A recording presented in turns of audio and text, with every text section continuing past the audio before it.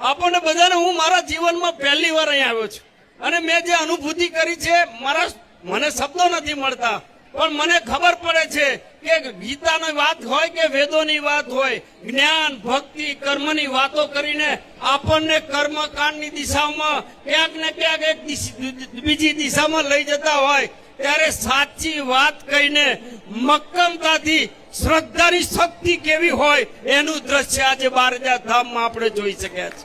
આ શ્રદ્ધાની શક્તિના કારણે થયું છે, કોઈ અંધશ્રદ્ધાની શક્તિ નથી. હું છાતી ઠોકીને કહું છું કે આ માત્ર ને માત્ર સનાતન ધર્મની અંદર આપણી સંસ્કૃતિની શક્તિ, આપણી શ્રદ્ધાની શક્તિ છે.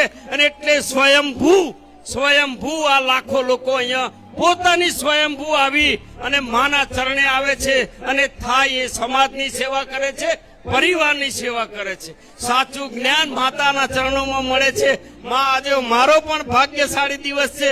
હું પણ માં આપણા ચરણોમાં નમન કરું છું કે માં, સમાજની કામ કરવાની શક્તિ મળે, સાચા અને શુભ વિચારો મળે અને શુભ વિચારોથી જે પણ કામ થાય એ કામ સમાજનું કરતા કરતા માં આપણા આશીર્વાદ સદાય મળતા રહે. એ જ વિનંતી સાથે આપ સૌનો ખૂબ ખૂબ આભાર. માના ચરણોમાં નમન કરું છું. માં આપના આશીર્વાદ સતત મળતા રહે, આપનું માર્ગદર્શન મળતું રહે. એ જ વાત સાથે મારી વાતને વિરામ કરું. સરસ સરસ. આજે એમણે જે વાત કરી ને એ વાત એમની નથી, એમના હૃદયની વાત છે. પણ જે શબ્દ બોલ્યા એમના એક એક હૃદયના શબ્દ છે અને સંપૂર્ણ ભાવપૂર્વકના શબ્દો મેં મેરડીએ વાપર્યા.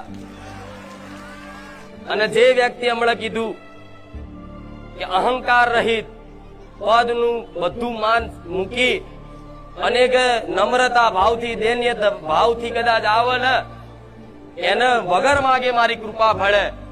પણ આજે એક સાંસદ સભ્ય છે, લાલ લાઈટ ની ગાડી ફરવા વાળા સાહેબ છે, પણ છતાંય કે મોટી એવી જબરી વ્યવસ્થા ના માગી, મને સોફા હાલો, મને ગાડીમાં પ્રાઇવેટ બોલાવો. એમની રીતે કદાચ એક નાના મારા ભક્ત બનીને આયા. હું મેરડી ખુશ બની છું.